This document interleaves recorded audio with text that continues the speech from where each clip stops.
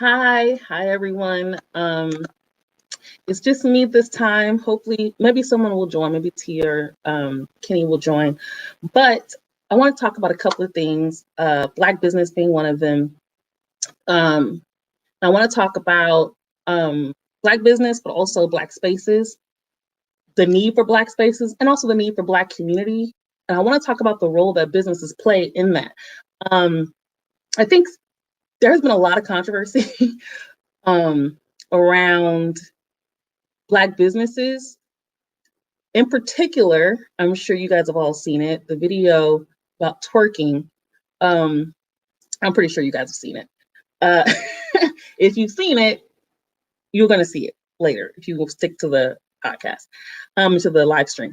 But yes, I want to talk about that and give my perspective on that. A lot of the conversation around it has been around about, supporting Black business, but also respectability politics. Does this man hate Black women? Is this another attack on Black women?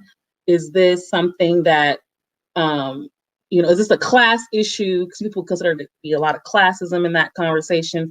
So I'll play the rant a little bit later, this rant where he went off on these patrons in his restaurant because they were twerking. I'll play that rant a little bit later, we're in a few minutes. And I want to talk about that because I really want to get y'all's opinion on what you guys see. And I'm going to also include what I think about it, about the whole situation. But I want to take that conversation to be broader than just that story, because I think this is a bigger conversation around Black business and the role that they play overall. So I want to talk about that. So before I get started, I want to just remind people, and I'm going to be reminding you throughout the stream, that we have homework tomorrow. So I'm not sure what time yet. I have to follow up with the team, but we're going to do another class that we talked about trauma before. We'll talk about it again tomorrow. I'm not sure what time yet. I'll give you guys the time, or follow me on Twitter and I'll give you the time. Hi, Ghost of Porter. How are you? I see you're on Twitch. Shout out to you. Void. Hi, Void. Welcome back. I have some books here we're also going to talk about regarding Black business. Hopefully you guys are interested. I noticed when I'm by myself, you guys aren't seem that interested. I don't know. I wish Tia or Kenny were here, but it's all good.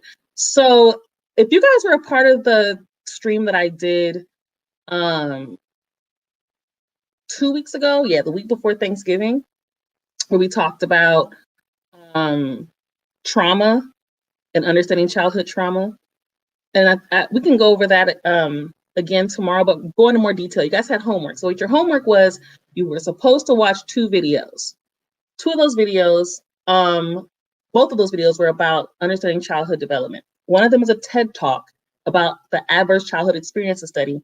And that's the study that proves that there's a direct correlation between your childhood trauma and your adverse experiences as a child and your health outcomes as an adult, including your mental health.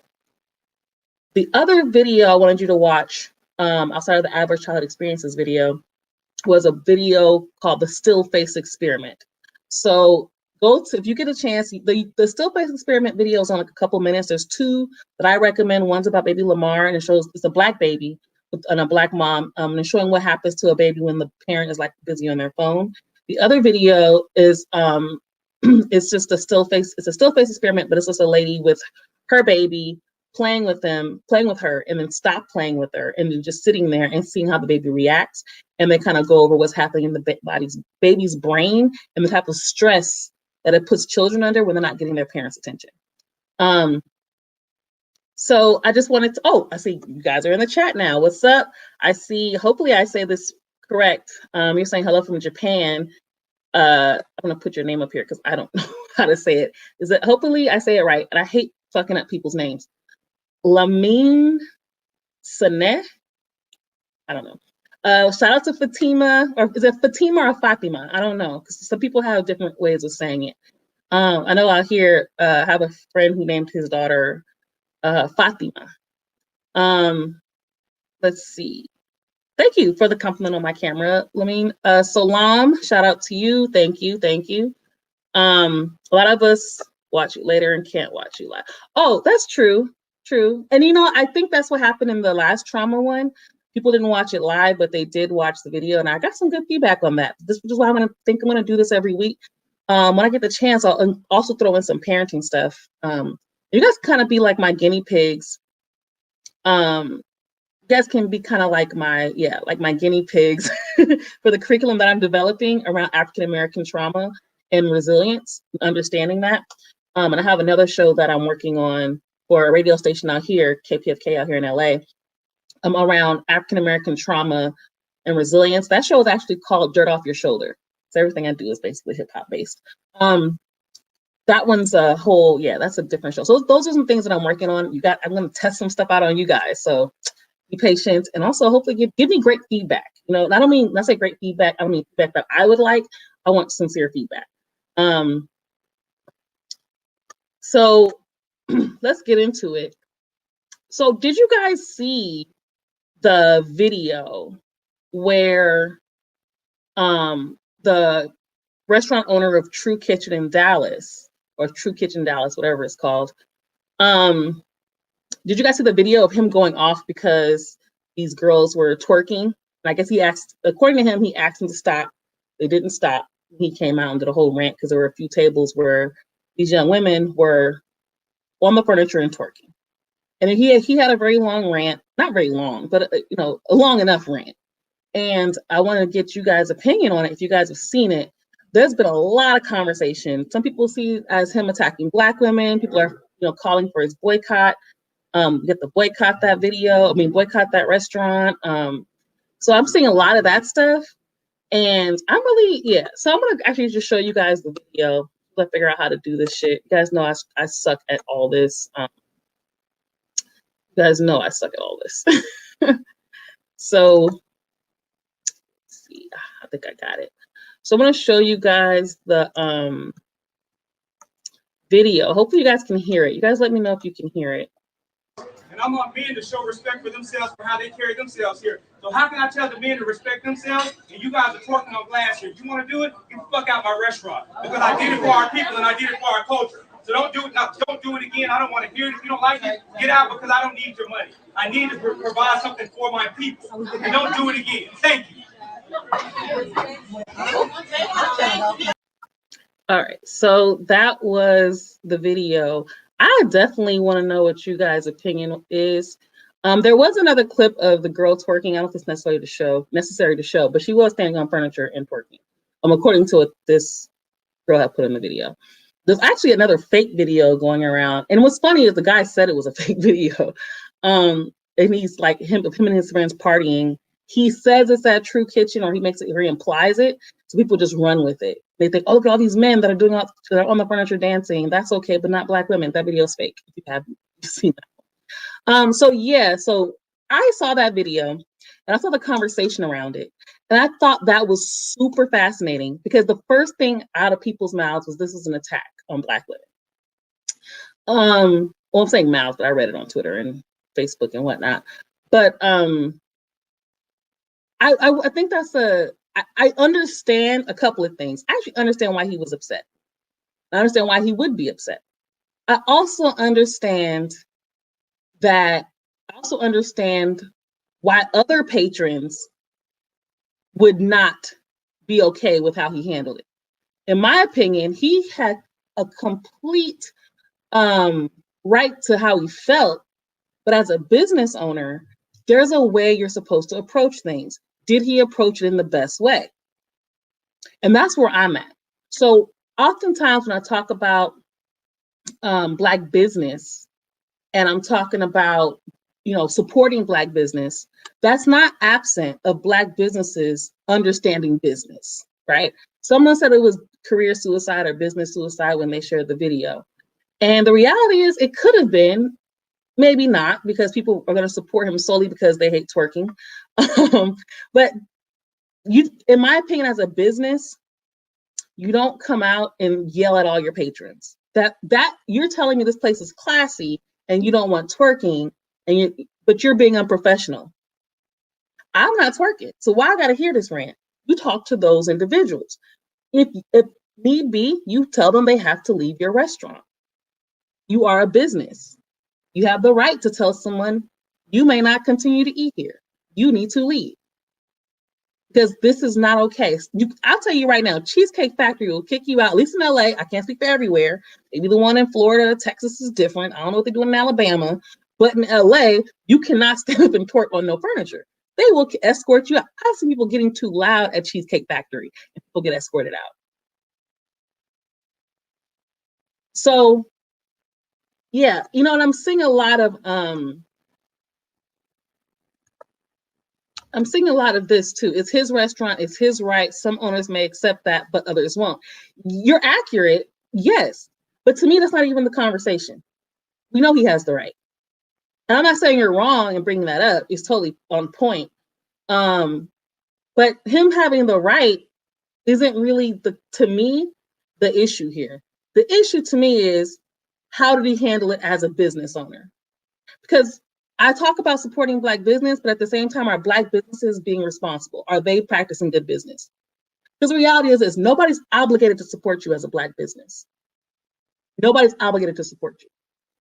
And we have to be realistic about that. If you don't have customers coming into your restaurant or coming into your business, it's because something you're doing wrong as a business. You cannot blame people for not wanting to come to your business. That's you. So because of this rant, it hurts his business. That's on him because he upset people. Now, as far as the things that he said, yeah, his point was correct. His approach was wrong. But I feel like some of the things he said were also offensive. So some people felt like it was offensive because he kind of gave this rant that sounded more like respectability politics than actually handling a situation. And I think that's where other people got turned off, right?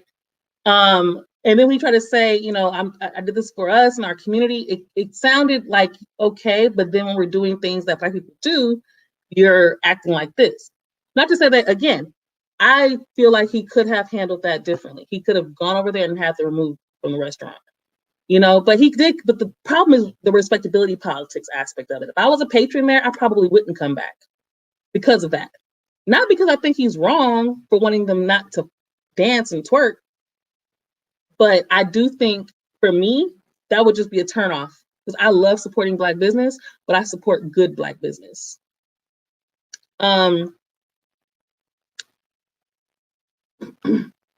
Yeah, that's the other thing I wanted to say. If people are complaining about the fact that, well, he played this kind of music and people are twerking, in my opinion, like that's like I understand that, but you don't have to go there.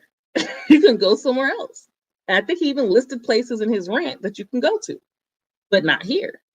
That's totally fine too. Find you someplace else. You don't have to accept it. Don't.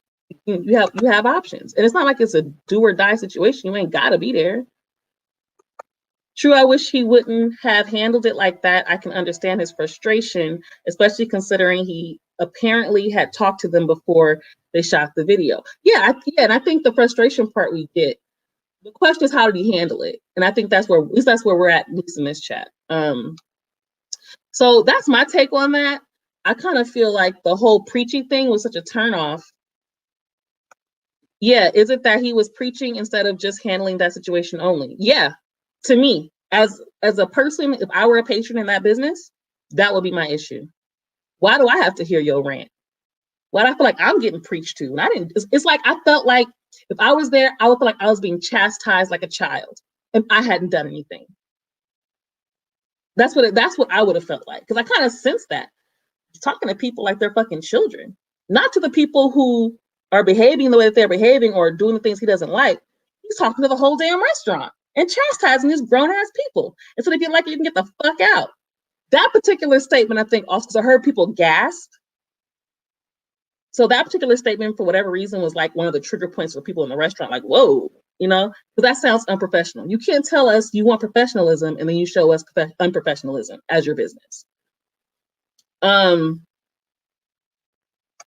Some people act like they have no self-control, like you just have to dance in all circumstances. Well, I'll say this. I'm not even mad at the girls dancing. I'm mad at the fact that they continue to after they were asked not to, right? Sometimes when you're at places, and I know some places like restaurants, I know in LA, maybe it's the same way in Dallas, some restaurants are open to you dancing and have, sometimes they have a DJ there for you to dance. Sometimes the music is that good and you just want to dance. I've definitely been drunk, gone out to eat and the music was so good, I wanted to fucking dance. And me and my friends want to dance in the booth, whatever. Nothing inappropriate, nothing that I would feel the business would consider to be inappropriate, but we did have a good time. So I can understand people wanting to dance. Shit, I like to dance when I'm gonna tell you something. I was at the grocery store today. I'll be at the grocery store getting down. So I get it. I'm not mad at people who dance. It's just a matter of knowing when and where. Like you said, they feel like they have to dance in all circumstances. I've never really met anybody that has to dance in all circumstances. I never met that person, never seen that person. I think sometimes also we see a lot of shit online. Not saying you, because you guys might have seen it. Yeah.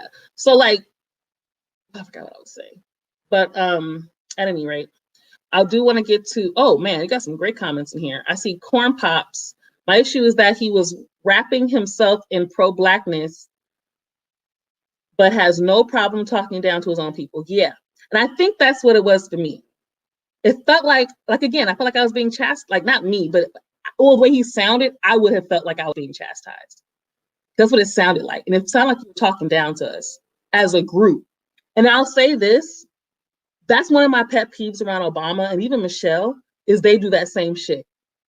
Like Obama talks one way when he's with white people, and it's a whole different conversation when it gets with black people. Remember we started talking about, I forgot what speech it was, but pretty much he's like telling these black men to take care of your kids, and then like it was like real preachy, as all these black guys who are in college aren't on their shit, I think it was the Morehouse speech. It was just full of respectability politics shit, and I feel like it was talking down to black people, again, and black people who are clearly on their shit, taking care of their shit. I'm with you, Corn Pops, on that. I see something else. What is this? I do get the part about the wrong approach. Question: do you think if he called security and had them just escorted out, would Twitter have still said he was anti-black woman / toxic? Would this be toxic masculinity? Probably. It's Twitter. You don't fucking know. But I'll say this: he probably had more people on his side if he didn't have that rant.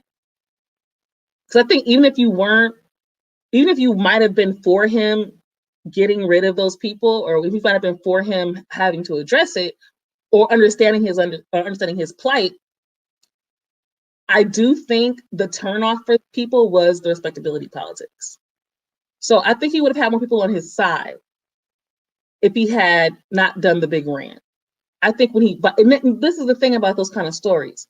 If it had just been escorted out, yeah, all kinds of conversations come out of Twitter, so who fucking knows? But even if that's the case, in his local community, he's probably not even, he'll be known as somebody who handled it professionally. So that's how I see it, at least that. Let me see what you guys are talking about. Same reason he thought he could speak to them that way is the same reason they were twerking. Wow, that's an interesting point. That's a really good point, Fatima.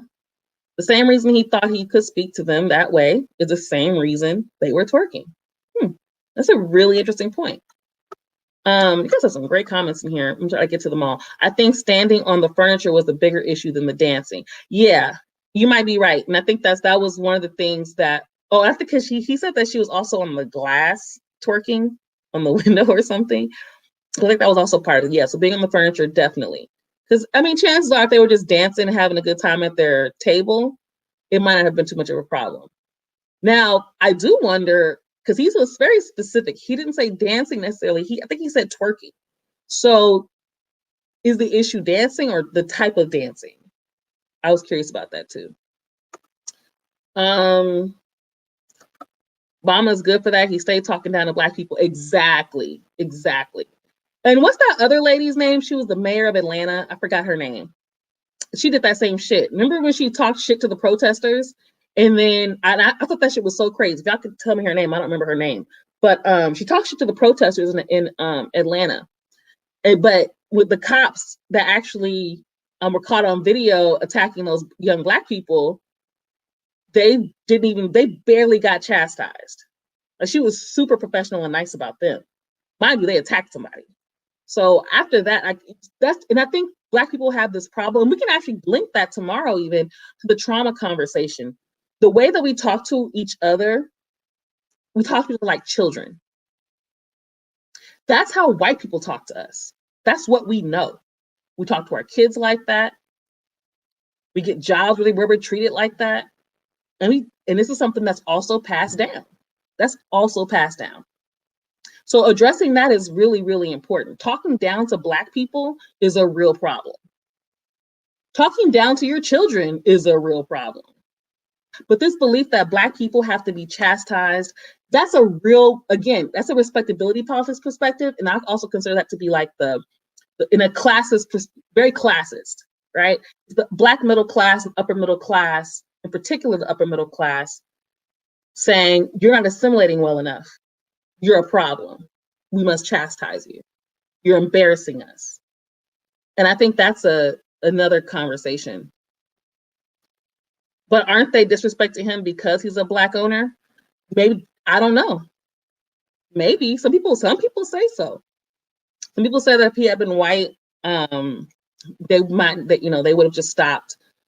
But I also feel like I've seen situations where it didn't matter who it was, whatever you were doing is what you're going to continue to do. So I don't know. I think it's kind of, I think it's also a little short-sighted to come to assume that if the situation were different, it would have played out different as far as the dynamic of the roles, right? As far as like the dynamic of race or gender. Like if it was a Black woman who said it, how would they have reacted, right? I don't really know, probably differently, but I really don't know. But as far as like what might have been different if he handled it differently, that's something maybe we could explore a little bit more. But it's a little bit hard because, at least for me, maybe you guys are better at it, but I don't know. Let's see. But does respectability politics that exists in many businesses warrant this kind of takedown? It just became too much on the TL. Yeah, I mean, as far as it being a takedown, I don't agree with that. But I wouldn't have agreed with that regardless, unless someone does something heinous or a Black business does something completely egregious, then I really wouldn't wage a war against them. Would I leave? Now, if I personally had a situation with a Black business, I will definitely give them feedback. And I do write reviews. I'm a review writer. In fact, they hit me about being Yelp elite status or some shit. But I'm a review writing motherfucker, right? Mostly because I love business as far as like, as opposed to having a job. So I think Black businesses thrive when they give feedback. Most patrons, even if they have a bad experience, just don't come back or just don't utilize the services anymore. And so you might not ever know why they stopped coming and why you're losing customers. So I always like to give great feedback. I'm not a person who wants to try to take a business down. I didn't think that was necessary at all. And I think that's a dangerous, and I think there is a mob mentality on Twitter and online. I do think that exists. Sometimes I do think some shit is warranted. And to be fair, there's always a bias in that, right? Because of the things that I agree with, take that motherfucker down, right? But as far as Black business in particular, to me, it's dangerous as Black people to make that our go-to, as opposed to making things teachable moments, right? As opposed to making them like, hey, we don't want to take your business down, but you can't be up here talking to people like that. Like, that's not okay. Maybe it's about, setting up a meeting if you're a local person in the area and being like, hey, let's have a conversation because I really want to support your business, but however you want to do it, I don't fucking know. But I don't think the takedown is necessary. I think that actually is kind of sick to call for things like that against Black businesses that haven't done anything completely heinous or egregious. Now, if he raped someone or is a sexual harasser or stole money or, things like that, or, if he's a grifter, something like that, definitely take down, right? But when it comes to something like this, I don't think it was necessary. It was nothing egregious, nothing dangerous, nothing like that. Let's see. Shout out to everybody that's in the chat. BL, Milton, Nasty, Sam, FL3, I think I said shout out to Harlow, but hi again, Harlow. Hopefully I didn't miss too many people. Jessica J, Pensive of Door, Cypher Divine. Who else do we see? Yes, Cannabis Sativa, shout out to you. So thank you for everyone who's listening. Just trying to get, Keisha Bottoms, right. Keisha Lance Bottoms, that was her name. Yeah, I couldn't remember her name a few minutes ago.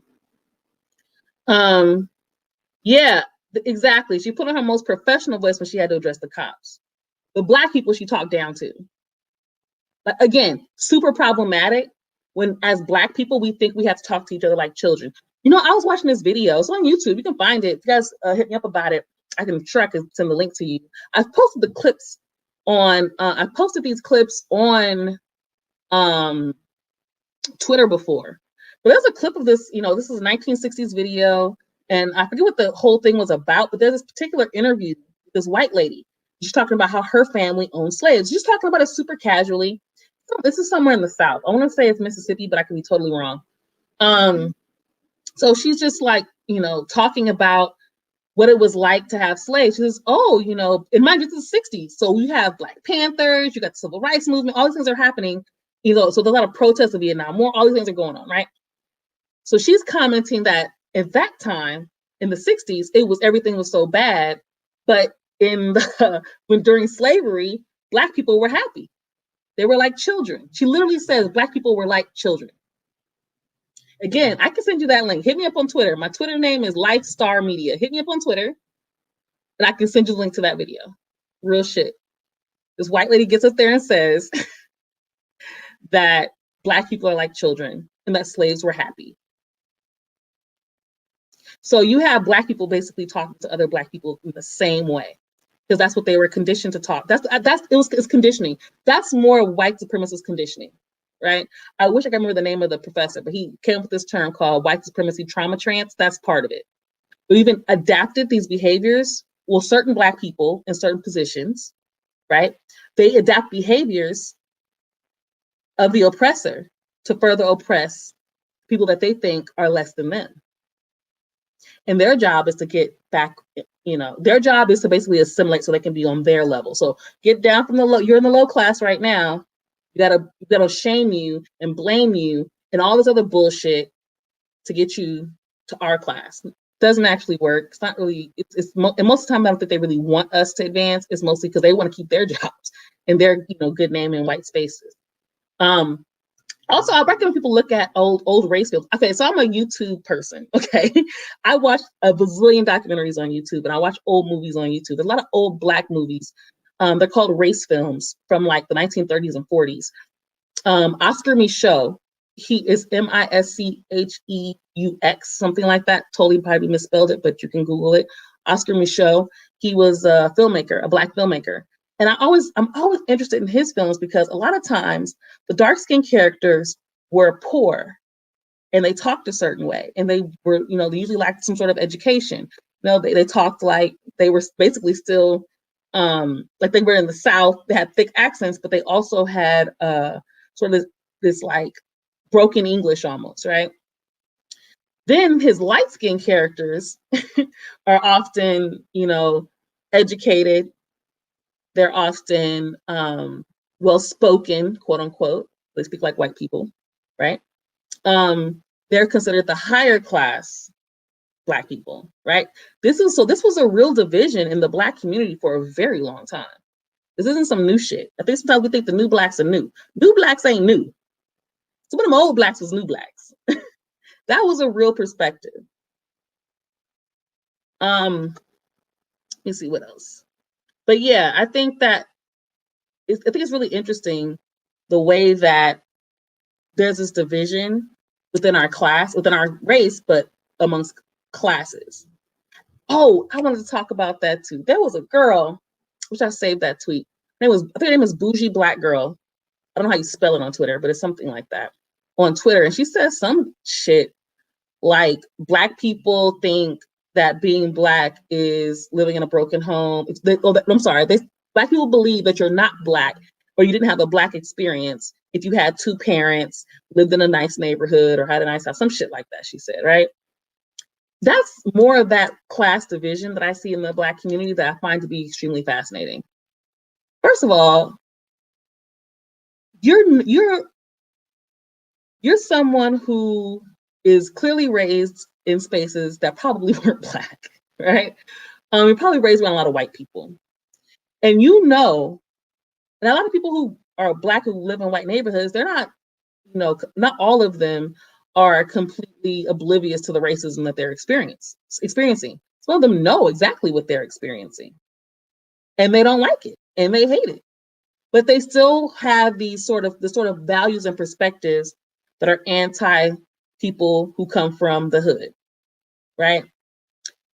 For some reason, that statement to me is like, oh, people don't think you have a Black experience because you have two parents or whatever, right? To me, that sounds like when girls used to be like, girls don't like me because I'm just so cute and I'm so pretty. They're just hating on me because I'm just so pretty. That's what she sounds like to me. And it's funny because when I read the comments, people who agreed with her and was on her side basically felt like everybody who disagreed with her just wanted to be like them. They wanted to be in D9. They wanted to be in all kinds of shit. So, yeah. But at any rate, let me see what else we got going on here. You talk to cops nice because they can kill you with impunity. It's a fear-based mentality. I don't know what that is. Did somebody from Champagne Sharks come in the chat and I didn't see it because I don't know what that's about. Mishaw, is that how you say it? Mishaw, Oscar Mishaw. I call him Michaud because it looked like DeVoe, Bill DeVoe. Thank you so much, Harlow. Thank you so much for the donation. We appreciate it. We love and appreciate all the support. Please, please, please support. Also, don't forget to become a patron on Patreon. But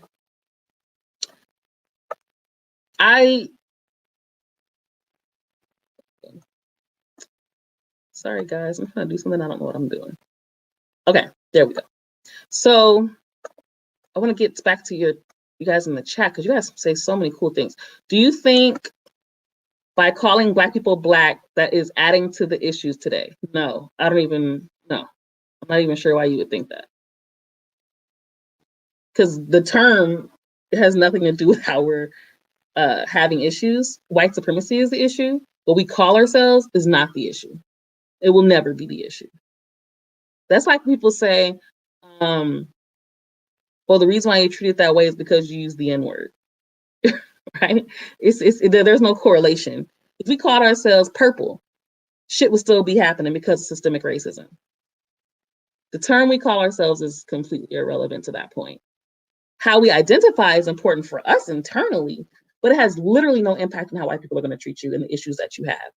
Because that's still a white supremacist system and a white supremacist construct that they still run, even if they put Black people in those positions to run it for them. They still run those positions. They still create these laws. So I don't even see how we could even come to any type of conclusion that being called Black is adding to the issues of today. I'm not sure what way you're talking about. How people think what way? That calling Black people is adding, I'm not sure what that point is. They're talking about the polite, stately way respectable folks talk to white people is based in fear and awe of white people. Yeah, interestingly enough, as much as I hate to say it, I do notice that Black people, not all Black people, and I'm sure this varies from region to region, because I can't say I see this so much in LA, but in LA is a whole nother animal. But I have seen it when I've been in other places, and it's like this weird thing. Oh, I won't even, yeah, like I'll give you an example. In Orange County, I've seen this weird thing where Black people feel like they have to respect white people. Like they really feel like they have to be overly nice to white people. I think part of that is fear. Absolutely. And I think that's a good point that you're bringing up. But I do think some of it's all because they want to be like them. They want to be in those spaces. As far as I'm concerned, if you Black in Orange County, that's all you're over here for. Just kidding to Orange County people. Just totally clowning. But yeah, Orange County is racist though. It's a KKK place, like dead serious. I think most of the hate groups in California are in Orange County. But thank you for bringing that up, Sam. I definitely thank you for bringing that up. Yes, you're absolutely right. It was created back during slavery. And both slavery done by the British and as well as the Spanish and the Portuguese. Have you guys ever seen the Costa paintings? You know what? To that point, I'm going to pull up something for, I guess it's Apollo 08 or Apollo. I don't know. I'm going to pull up something. I'm sure you guys may have heard of Costa paintings, but I want to show you something. If I can get a really good, clear picture for you guys, that'll be great. Sometimes I can't really get a good, clear picture. Let's get bigger. I don't know how to make these things bigger on here. There we go. Okay, so I'm going to show you guys something, and you guys might trip. I don't know.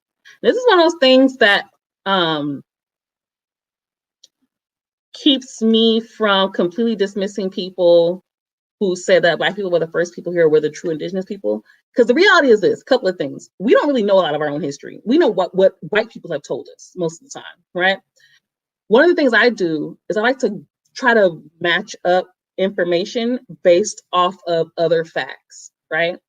One of the things that I'm really fascinated by are these Costa paintings, which are basically these like hierarchy of races based off of racial mixture. Because remember, in Spain, the Catholic Church allowed what do you call this, conquistadors and colonizers to rape the women, the indigenous women or the African women, and whereas the British weren't really legally supposed to do it, right? So you have a lot of mixtures because I think they called it advancing the race by trying to make it more Spanish and kind of whiten it. That was the plan, at least. So there's these things called Costa paintings, and I'm going to see if I can show you guys this because it's really, really, it's like super fascinating. Talk about, this has to do with the, this has everything to do with the caste system that was, the racial division, the class division since slavery that was just spoken about.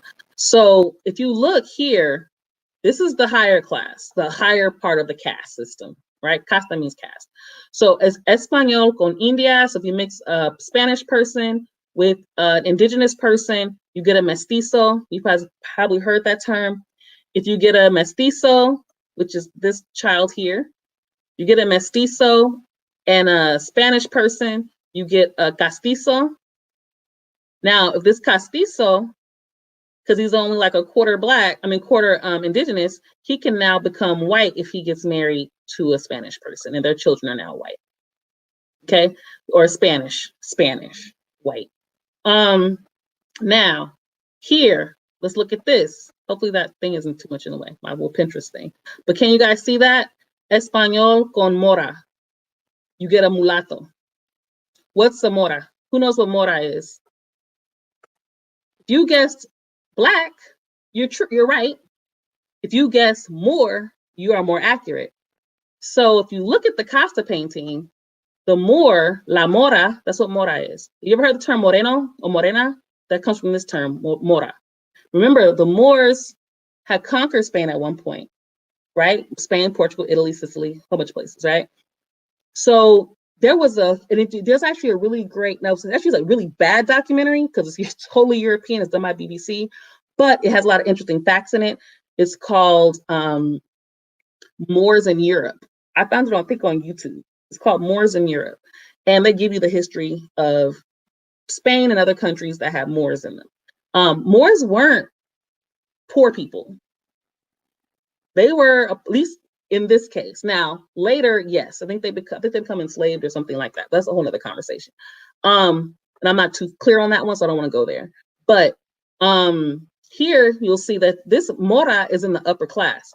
Now, I'm going to show you someone else. Now, this whole thing goes down and it continues, and you see mulatto and española. What do you get? A morisco. They mix up all these different terms, what you get mixed with and all that, right? Now, let's look at this one. Now, this is a albarazado, which I don't know exactly what that's all, but it's some type of mix from here, right? So this person who's like indigenous Spanish and black, right? And then right here you have this woman with her child.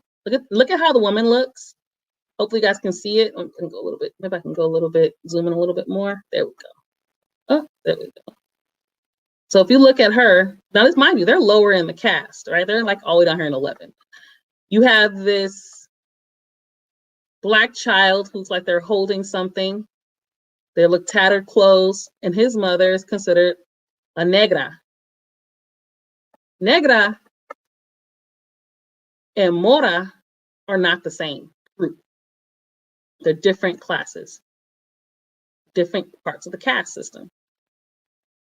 I always thought that was super fascinating, and what you said made me think of that. I also want to point out here, look at how the Moors are dressed. Look at how her baby's dressed. Look at how she's dressed.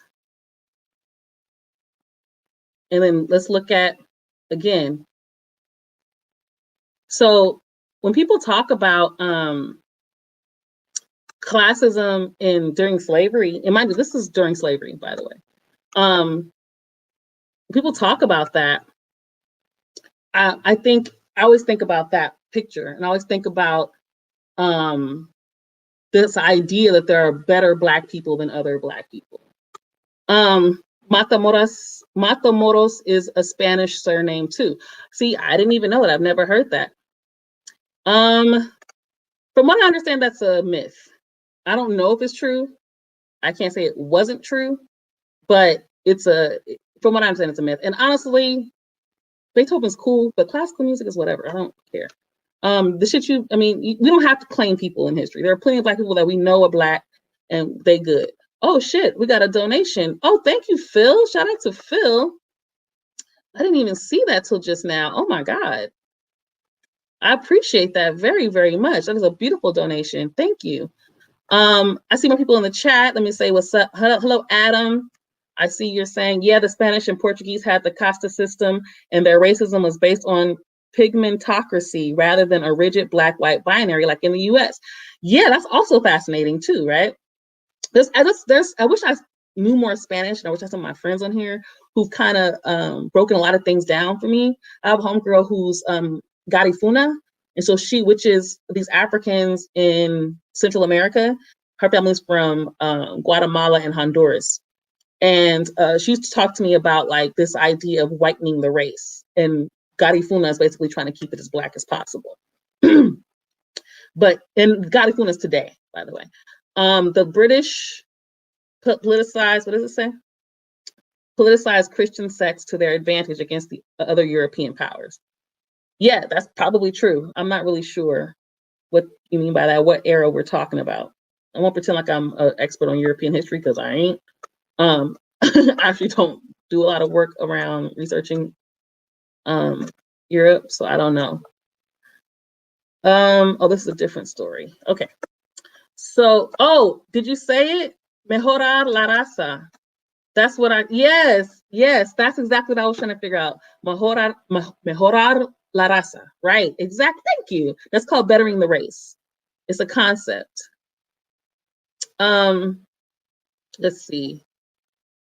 I've heard the term morena. It referred to someone who has Black hair. Morena, girl with Black hair. Moreno. So that's I will say this. That is also true. It is a person with dark hair. Moreno is like, it's become a term for dark and Black. So it does include that. However, a moreno, like, you ever heard that song by Big Pun? This Boricua Morena. He's saying he likes Black girls and he likes Puerto Rican girls. That's what he says in the song. Right? I even have a friend she calls herself Morena. She's Afro-Latina. She's from Panama. She calls herself a Morenita. Well, she used that term.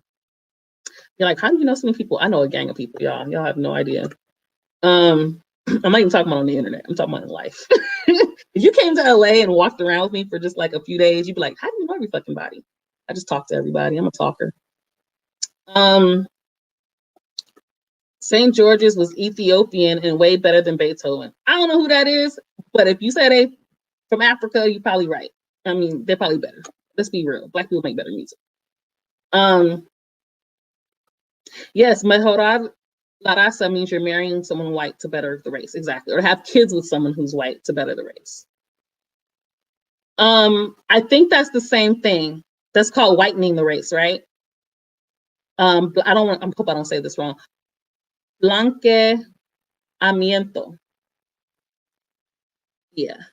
So yes, it's pretty much the same.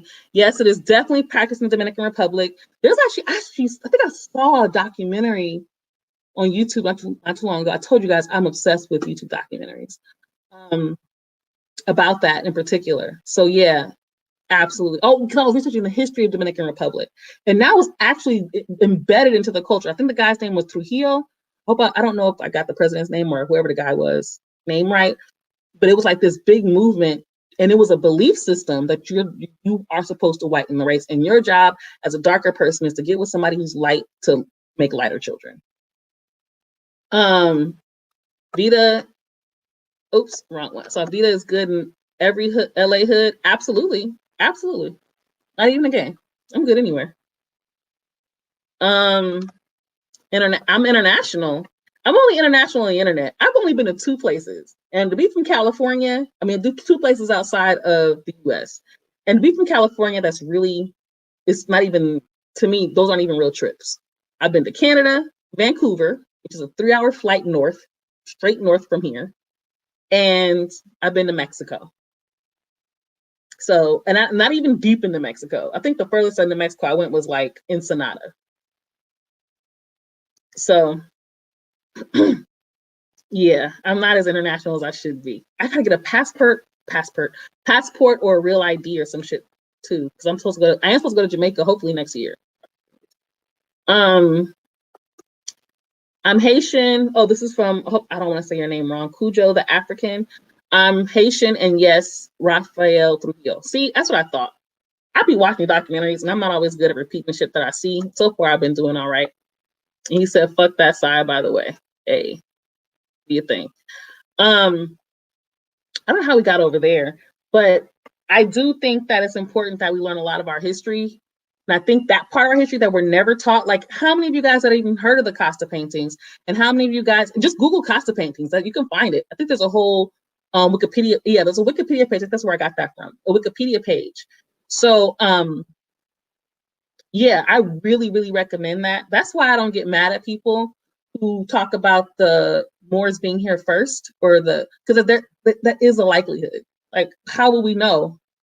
It's not like white people are saving all the artifacts that would help us figure it out. So we have to really try to piece things together, which is really sad that we have to piece things together just to learn our own history and who the hell we are. So what is the conclusion? Do you think the only way to end racism is to get with a white or light-skinned person if we are dark or brown-skinned? No, I'm not sure. I don't know if I understand why you'd ask that. So what is the conclusion? Do you think the only way to end racism? Who said that? Somebody said that did somebody say that in the chat and I missed it? So I'll tell you right now, that's definitely nothing nobody I know would even think. I know I don't think that. I'm not one of those people who thinks we'll end racism if we're all mixed. That's not even a realistic thing. It might take a different shape and form, but I don't think that's realistic. You learned about what from Harry? I'm not sure what you learned. I missed a whole bunch of shit in the chat. I'm not as good as T with this chat and talking thing. Yes, thank you. You know what? I appreciate how smart all of you guys are. Yes, that is pretty much the same. Absolutely. I don't know too much of the history to say it's absolutely the same, but from what I've researched, they're very similar. Thank you for that. And I love you guys. You guys are so smart. Y'all be putting me on the shit too. Yeah, BL, I'm with you. I'm lost on what that was even about. What did you learn from Henry Louis Gates use duct tape? Oh, you're talking about his series, Black in Latin America. That's on YouTube. It's actually really good. You're absolutely, you know what? Yeah. You're talking about it's called Black in Latin America. He goes to a bunch of countries. He goes to Mexico, he goes to Ecuador, he even goes to Brazil, some other places. It's really interesting. Yes, it's called Black in Latin America. I think it's a PBS series, so it's probably on YouTube. Yeah, that was a really good, that opened my eyes to a lot of things. One of those things is how Black people in Latin America today are still fighting for shit, like in a crazy way. Like it's not even like, I think it was Ecuador that was one of the most fascinating. I think they still have like blackface and shit on their TV shows. Like it's crazy. Um, you see, Ivan Van Sertimer book was my first intro, the possibility of Africans making their way to America. You know, you should, I don't, is that which book is that? Is that the book that came before Columbus? Who wrote that? I don't know who wrote that. I know I read part of it when I was a kid, or not really a kid, I was younger. Um, I see so I never read that. I don't know what book you mean, but yeah, my only problem is I wish I could get more information. You know what I mean? Um, but the fact that there's a possibility that I think we try to remove that because I think there's this belief, not us, but I've seen people try to remove that as a concept or even a possibility because there's this belief that it's Black people trying to not be African, but it's not because people are from Africa still. So, when he showed the people in Mexico, I laughed. They looked like George Lopez claiming they Black, which is funny. It's true, but they are considered Black, and they are pretty proud African Black. If you remember that part, they were very clear that they were Black. And there's actually a group of I didn't even know this. I found this documentary on Facebook, not even documentary, like a little video thing that they put on Facebook, and it was about Afro Mexicanos in LA. Apparently, we have like the largest population of Afro Mexicanos. I don't even know any. I've never met an Afro Mexicano, but they apparently have events and things that they do together. And when I looked at the videos, they looked like George Lopez, maybe a little bit darker with hair a little bit curlier, but for them, they're Black and they practice African tradition, which is interesting too. A lot of places outside of America have kept strong African traditions that I don't think we did. Now, from what I understand, America's slavery was like way more gruesome because they were afraid of the uprisings that were happening in the Caribbean. So,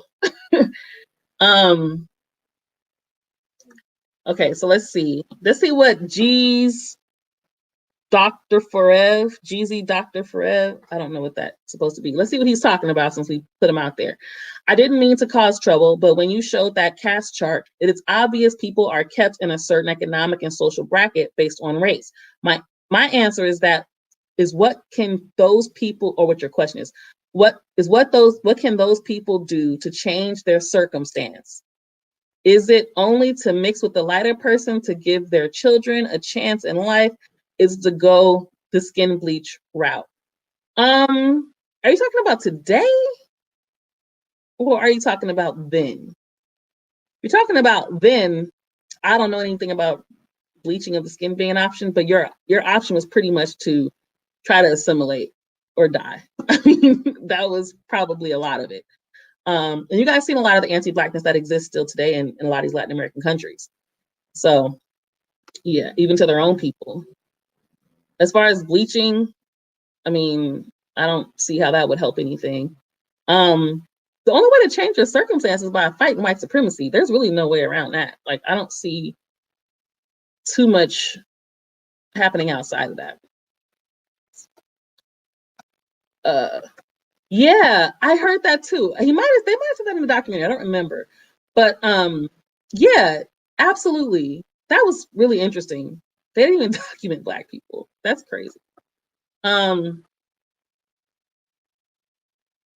What about the Black Seminoles that got refuge in Mexico? That was fun learning about it. See, I don't know that much about it. I know about the Seminoles in Florida. I heard about them. So you have to put me on. If y'all got resources or links to documentaries, especially on YouTube, please send them my way because I love learning new shit. So I would love to learn more about the Seminoles in Mexico. Yeah, that's what I thought. They came before Columbus. Yeah. Man, you can't screw your way out of oppression, racism, white supremacy. Of course you can't. Of course you can't. Like, I don't think anyone thinks that. I mean, well, people probably think that. I think that's what the huge message of the divestors is that Black women will continue to stay in impoverished if we continue to fuck with Black men. That's a big part of their belief. I also think, maybe not Tariq, well, a couple other people I've seen on the other side of that, basically promoting that Black men get with either mixed women or, and even then she cannot have a Black mother. She's supposed to have a white mother, and they're supposed to get with non-Black women, to basically the same reason that divestors have it, as a way to improve the race and improve Black people. Yeah, it's pretty crazy. The Seminole Nation gave white people hell in Florida. Yeah, I think that's how I heard about them, because I was hearing about how basically they kicking their ass. Also, was the other people, the Maroon people? I forgot what island that was on, but that was another one that was interesting.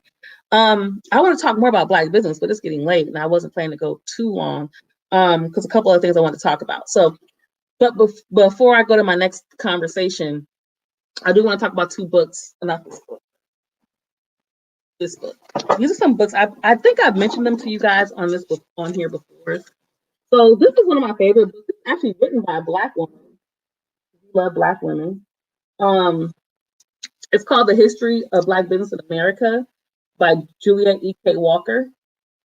There's another book that she wrote called Free Frank. I think she also has the Encyclopedia of Black Business as well. I think she wrote that as well. Julia E.K. Walker, she talks about her, I think it was her great-great-grandfather, who basically started a Black town. And let's see, where did he start it? South Carolina, that's right. So this is really interesting. Talking about building Black communities, Black businesses in the community. This book is one of my favorites because it gives you a lot of history and understanding about how Black business has been plotted on since day one. Day fucking one. Like, most people don't know, and I learned this from her. There's actually some really good interviews on YouTube with her. Juliet E.K. Walker, please look her up. An amazing Black woman. She's out in Texas, at the University of Texas, Austin, or something like that. UT Austin. But yeah, so she said something like, she said that many of the Black men who were lynched were Black business owners. They were entrepreneurs. A lot of times their businesses were thriving or doing better than the white business. And so they'd find a reason to lynch him. That was really interesting. So I learned that from her. I highly recommend this book. I have another book that I let someone borrow, and I will never do that again. I will never let anybody borrow a book again. I have not gotten it back. It's called Black Fortunes by Shamari Wills. It's a really great book. He talks about like 6 Black people: Master J. Walker, Andrew Malone, the guys who created Black Wall Street in Tulsa, Oklahoma, guys who developed it and how they developed it, and a bunch of other Black people who were in slavery or were either born into slavery or had parents that were slaves. Oh, Mary Ellen Pleasant is in there as well. She was a slave, became an abolitionist, like a real fucking abolitionist, funded all types of shit. She was rich. All these people became wealthy, and they used their money. Some of them. One guy was a total coon. He talks about him in detail. I think it was like Jeremiah something. But anyway, that's another book I recommend if you want to learn more about the history of Black business and the roles that they played in Black communities. So one of the things that I wanted to talk about was that the roles that Black businesses play in our community is not just economic. I mean, it's economic, of course, first and foremost, right? But it's also emotionally good for you, because you don't have to go into the store and worry. You shouldn't have to go into the store and worry about whether or not you're going to get followed or be disrespected or talked down to, right? Being able to go to Black spaces helps you feel comfortable around your people. Being able to go to Black spaces and utilize their businesses and utilize their services and purchase their products helps to build connection. So it's more than just economic. The role that they play is super pivotal. At least it used to be. Now we've been gentrified. We've had our businesses destroyed. Young Black people don't want to take their older parents' businesses, and for whatever reason, mostly because businesses change so much and the economy has shifted so much. You know, your parents having the cleaners, might not be as profitable as something else right now, right? So it's been really, really tough for Black people as far as Black business. Another great book, and this is not about business. Well, it's about business, but it's not about business in general. But this is by Nelson George, and this book is called The Death of Rhythm and Blues. Great, great book. Highly, highly recommend it. And the reason why I think this is a good book about business is because it talks about the business of music and the music industry. And he goes into detail about the way in which white people literally stole all our money. We were completely bamboozled. The Chitlin circuit was thriving. He talks about that in this book. The Chitlin circuit, that's the areas in the South and Black areas where, you know, artists would go on tour and all the blues. These blues artists was killing it, making money. If you ever see that movie Bessie, it's on HBO. I think it's HBO or Showtime. One of them with Queen Latifah. Do you look at that if you look at that biopic, you'll see how Ma Rainey, I think that was played by Monique. They had their own train cars. Now she wasn't the only one. A.G. Gatson, who was an entrepreneur, had one. Black people were out here getting money, so they could afford their own train cars, opulent train cars. So these people are making a shit ton of money. White folks want to know, wait, how are all these Black artists making all this money? He talks about in his book how they did it using Harvard. You know, Harvard that's giving us all these wonderful hip hop classes and giving rappers and producers classes to teach us about hip hop. Yeah, that same Harvard uses those kind of things to steal shit from us. Because they get hired to do research from these by record companies and stuff like that. Yeah, he talks about that here. Definitely read this book. So that was that on that. Now, Black spaces. Now, this is some real shit that really pissed me off. Now, before y'all get mad at me, I think I've disclosed this in the show before. I am in Divine Nine. I am in a sorority. I think I said the name of it in the first one. I won't do it anymore because I've smoked in here way too much for to do that. But I am a part of that. However, this is something that really pissed me off. And I noticed that also when I went to this post on Facebook, there were other D9 people who had a problem with this. So it wasn't just me. Now, it made me actually kind of happy. So there's this page called HBCU Pride Nation. And I want you guys to see what they posted. So let me do this. Getting better at this tab thing, I think. So I want you guys to see what they posted. HBCU Pride Nation is the name of the Facebook page. Congrats at Vanessa 2121, new initiate into Delta Sigma Theta Sorority Incorporated and graduate of Langston University. I don't know. What do you guys think? She went to an HBCU.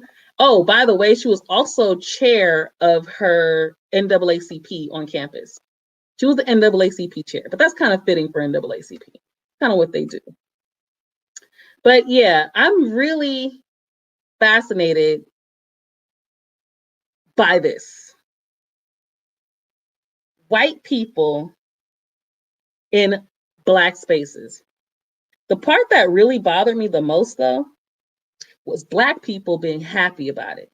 Now, I do understand that schools and things like that can't discriminate. I totally got that. So I'm not, and sororities and things like that, they can't discriminate if they're on a college campus. Totally get that, right? Why are we cheering this shit on, though? Why are we a part of this?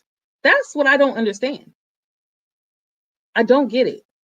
And then when people are like, yo, this is a problem, people are defending it. Why do we feel the need to include people in Black spaces, non-Black people in Black spaces? Why do we feel the need to do that? If it was a space that's supposed to be multicultural, fine. It's your group, your organization, whatever it is, that's fine. We create spaces for us to build us up, to build up our communities. That's the purpose, at least to me, that's the purpose of having Black organizations or having Black universities and having Black, these are supposed to be spaces where we can begin to connect, but also strategize to build our communities. One of the things I like about the history of the sorority that I'm in, that they were founded by Black educators. They were not rich. my sorority is actually founded by pretty poor people, poor women who were lucky enough to go to college, become teachers. Their goal was to come back. The goal was to go to school and then take that information back to your community and help build up your community. If we're strategizing, we're supposed to be, if we're strategizing, if we're building and all that sort of thing, why would you allow the oppressors, people that we're fighting against, in your space? Why would we do that? Let me see. I'm gonna take this shit off. I don't know how to do that. Oh, here we go. Oh, there we go. Okay, my bad, y'all. So yeah, so let me see what you guys are saying in here. Let's see. Oh yeah, to the Black business point, great point. Also, since a community, as you don't have to leave your neighborhood to get stuff. Exactly. Yeah. Let's see. Hot take on my part. I think white people can move in Black spaces far easier than vice versa. That's not even a hot take. That's like a fact. I think everybody knows that. You think white people have exclusive spaces that you even fucking know about? Let's just keep it all the way 100. Let's just keep that real. No, definitely. Even the spaces that we know about. I remember what was it?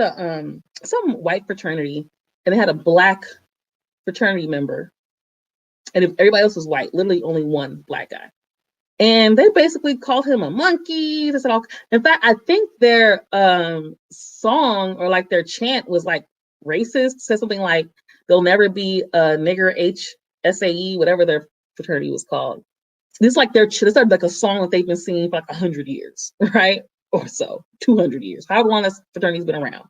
There's a Black guy in that space.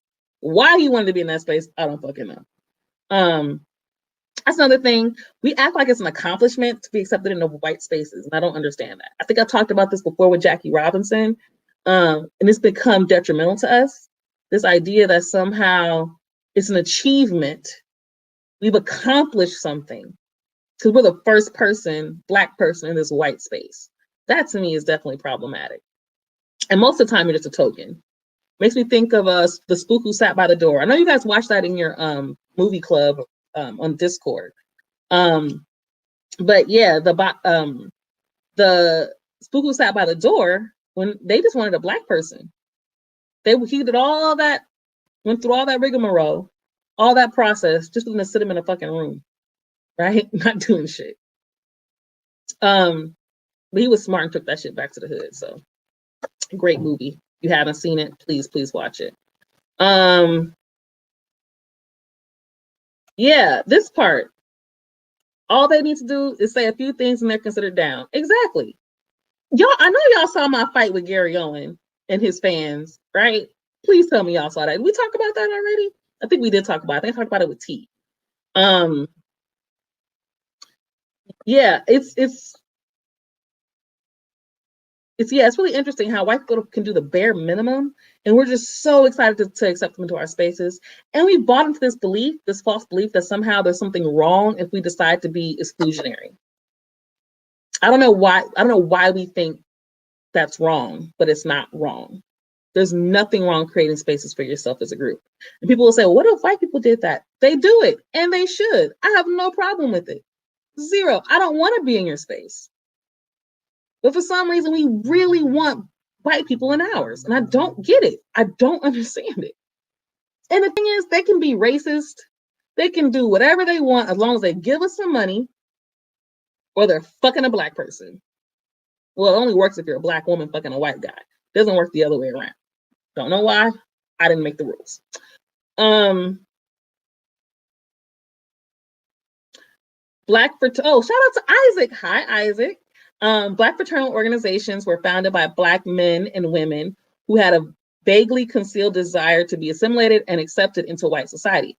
They're not like Asian secret societies. I don't know about Asian secret societies, but you're right to some degree. So a couple of the fraternities and sororities in D9 were founded by people who didn't like the other organizations because they were that way. So they don't, but the thing that makes it difficult is the Black fraternity and sorority space only really exists amongst Black people. So D9 is, Divine Nine is only existent because there are other fraternities and sororities. Like they only compete with each other. They only talk to each other. We do things together and that kind of thing, right? So that's the existence of it now. But initially, a couple of them were founded because it was a counter to what existed. They didn't have the skin color. They didn't do the paper bag test like certain ones did. And they didn't have a check on who your family was. Did you have family legacy like some of them did? So there's other ones that are definitely very different. A couple of them were founded very much later too. But you're absolutely right. There is assimilationist, but also want to include that a lot of college in general is about assimilating. The education in general, all school really. School was developed to assimilate indigenous people. That's really what schools, public schools were doing in America, just to assimilate them and make them less savages. And eventually, when they allowed us to read and we could go to school, we were a part of that, right? So it was a way so education itself is about assimilation. Going to college for sure is all about assimilation. Because again, the education that you're receiving, you're limited in your opposite classes, right? The education that you're receiving is meant to serve a purpose for the country, not for you. Education serves one purpose, and that's for the advancement of that nation, not for the advancement of you. So there's only certain courses you're going to study, you're going to be funneled into certain spaces. For some reason, we think that's progress. It's not. It's really about assimilating into the culture. At least we think that's what we're going to do. They tell us that shit, and then you don't get hired no fucking where if you got your degree, but a whole nother conversation. Let's see what else. Oh, good point, Ghost of Porter. They're much more welcome at the cookout than we are at the country club. Facts, absolutely facts. What was an OU? Was that the Black I'm sorry, that white fraternity with the Black guy in it? Is that OU? Is that what you're telling me? Let's see. Asians have secret societies that you know about. How secret are they? Just kidding. That was literally about true Asians within their nations organizing clandestinely,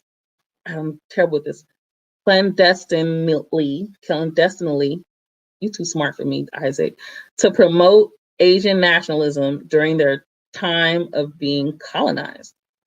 Interesting. I did not know that. How come y'all know all this shit? And I don't have none of y'all following me on Twitter, sending me information.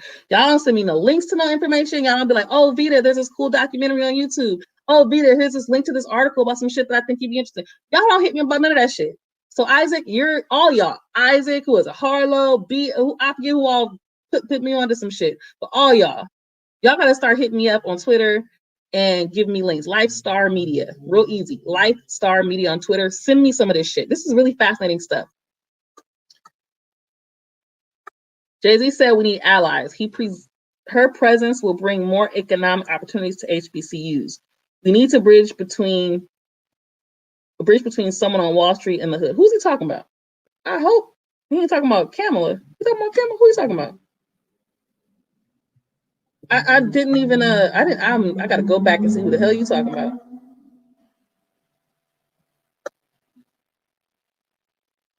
Yeah, I don't know. Hope you ain't talking about Kamala because she could suck a dick. Let's see what else. Oh, I don't even, what are you, man, I'd be so caught up in my shit. I don't even know what y'all be talking about. What did he say? Harlow. Yeah, I don't know what Harlow said, but yeah. Oh, this is interesting. My Black graduation gave a mestizo Mexican student valedictorian of the African American Studies program. Wow. That's interesting. But I want to know what Harlow said that's connected to this, because this is interesting. Who are you talking about? I don't know who y'all talking about. So let's see. The UNIA was technically a Black fraternal organization, but it had an overt Black nationalist political agenda. Is that the Ubiquity people?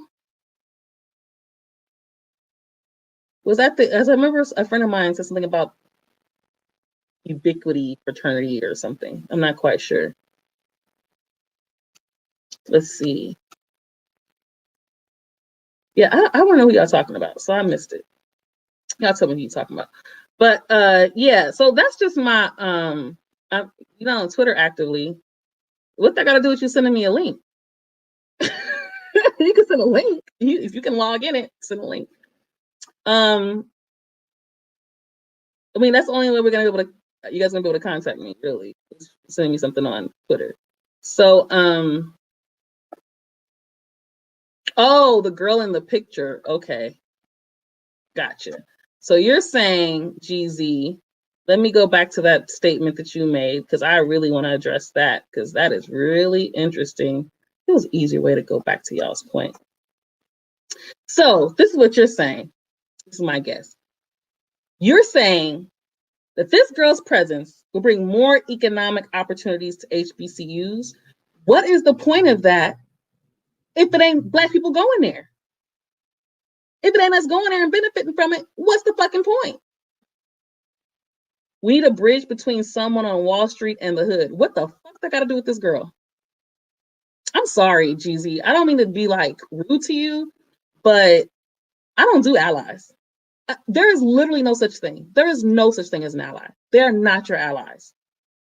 Are there people that you can utilize for our benefit? Of course. You know, somebody like the guys who created Black Wall Street, they had to pay a white guy to go be the one to deliver the papers, so they could, and then because they couldn't be seen buying up all this property. That is, would I call him an ally? No, because he got paid and he benefited from it. These Black people are benefiting from being in our spaces. They're not doing it because they have an alliance with us. We don't need her.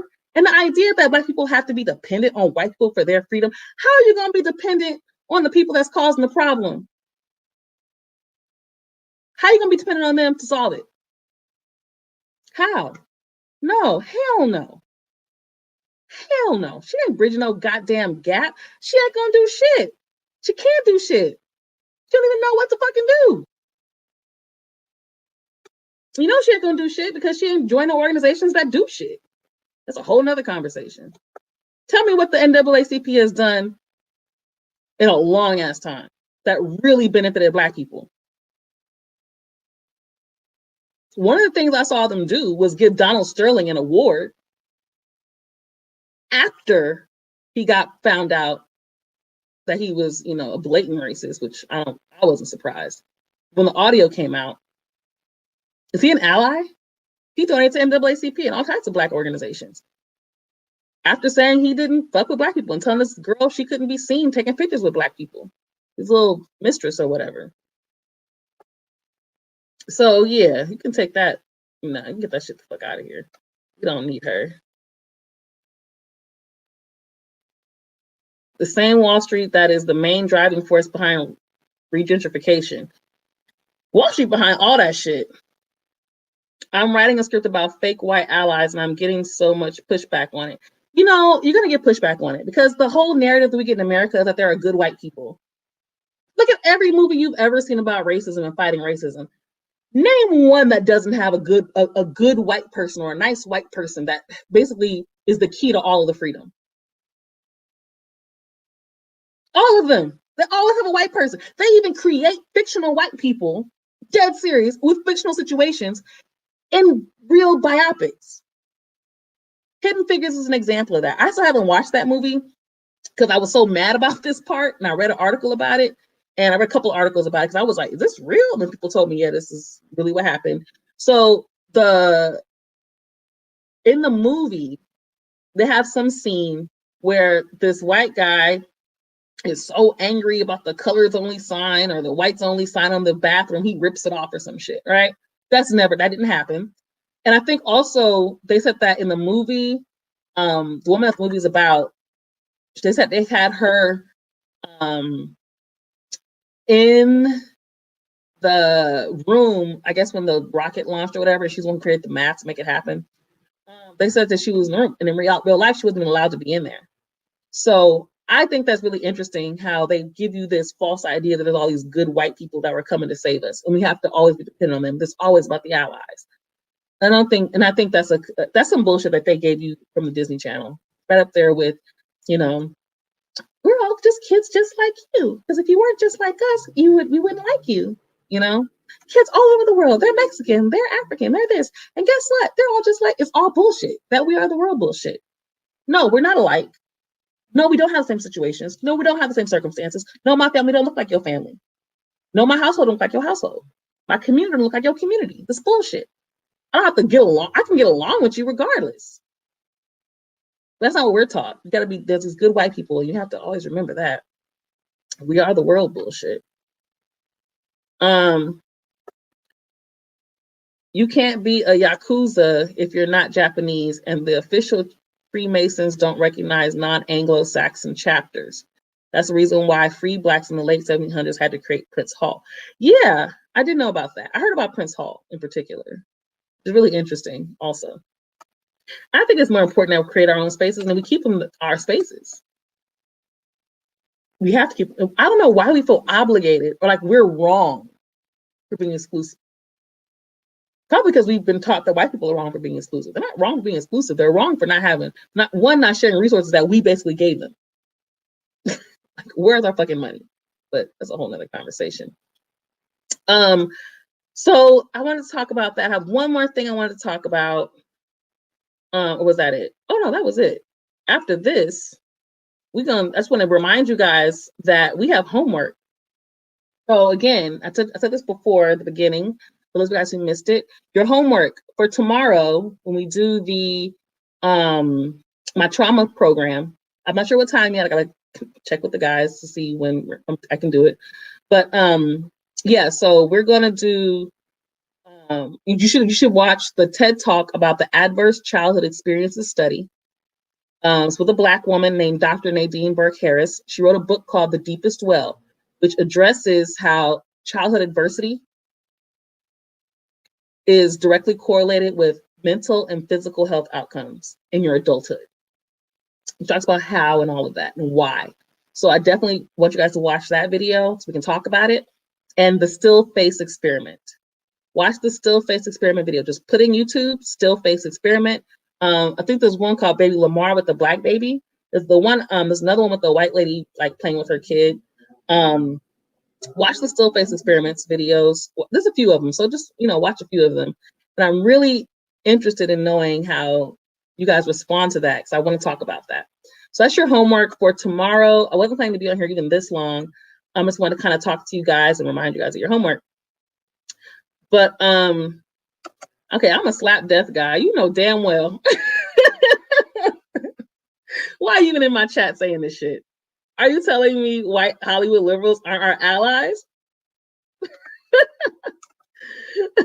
Whatever.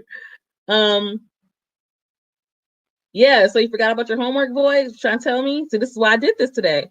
So we have our class tomorrow, and I talk about trauma. You guys are prepared. I don't want to talk about something y'all ain't ready to talk about. It don't make no sense. So we're going to talk more about childhood trauma and specifically childhood trauma as it's related to Black people. I'll get some of you guys' comments in here. I want to thank everyone that donated, by the way. Please, please, please support, join our Patreon. We have podcasts that are coming down the pipeline. We're recording some more right now for you guys. So please, please, please subscribe. Also, make sure that you support.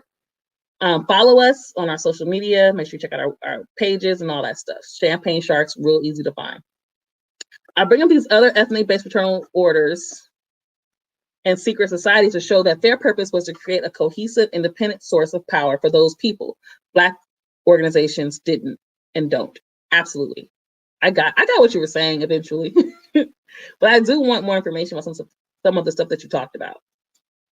You guys are really, really smart folks with great content and great information.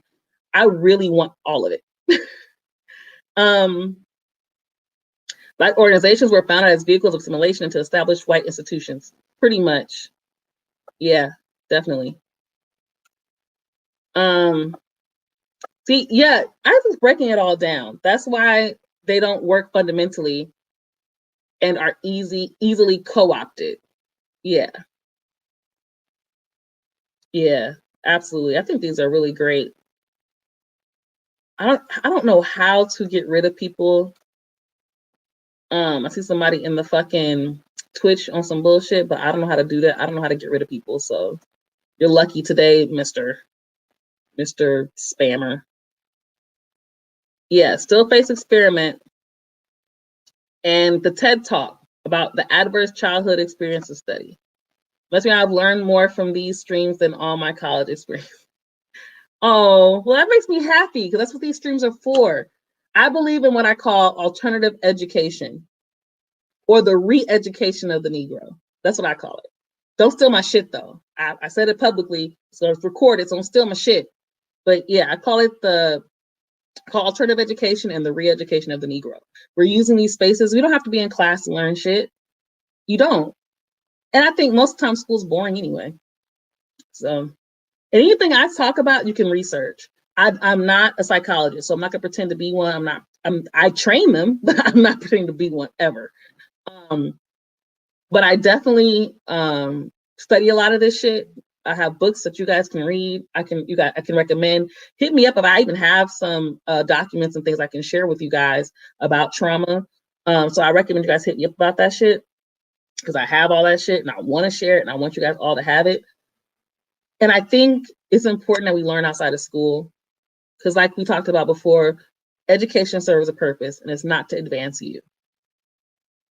That's what I want to do. I want to advance us. That's what I've been working on since I was 15 years old.